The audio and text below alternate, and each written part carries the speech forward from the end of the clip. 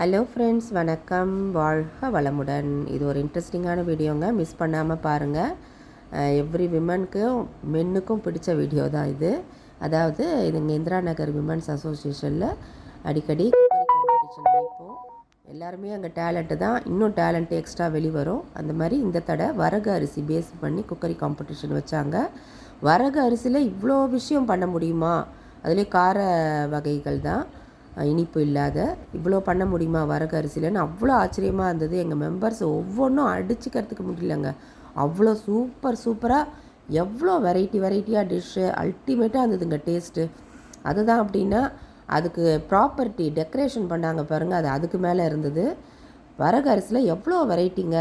வரகு அரிசி கொழுக்கட்டை, அடை, வடை, புளியோதரை, கட்லட்டு, இடியாப்பம், அப்புறம் பன்னீர் பிரியாணி, கூட்டாஞ்சோறு, பிசிபேலாபாத்து, பொங்கல், கார அடை, ஸ்டஃப்டு சப்பாத்தி, உப்புமா, வரகு பச்சடி, அதுக்கப்புறம் ஃபலாஃபல்னு ஒரு டிஷ்ஷு. இந்த மாதிரி வெரைட்டியாக அவ்வளோ சூப்பராக இருந்தது. எல்லாமே டேஸ்ட்டு ஒன்றுத்துக்கு ஒன்று அடிச்சுக்க முடியலைங்க, அவ்வளோ அல்டிமேட்டாக இருந்தது.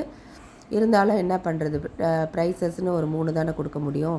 அதனால் எங்கள் வெளியிலேருந்து ஜட்ஜி வந்தாங்க, பார்த்தாங்க.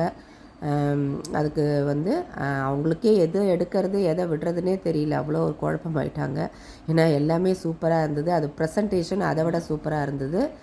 அதனால் அதில் ஒரு 3 டிஷ்ஷு செலக்ட் பண்ணாங்க. அந்த வீடியோ தான் நீங்கள் பார்த்துட்ருக்கீங்க, பாருங்கள், என்ஜாய் பண்ணுங்கள் ஃப்ரெண்ட்ஸ். தேங்க்யூ. வாழ்க வளமுடன். அடுத்ததாங்க, இந்த வரகு சிறுதானிய பாரம்பரிய உணவுங்க. இதில் நம்மளுக்கு ஃபைபர் நிறையா இருக்குது, மாவு சத்து இருக்குது.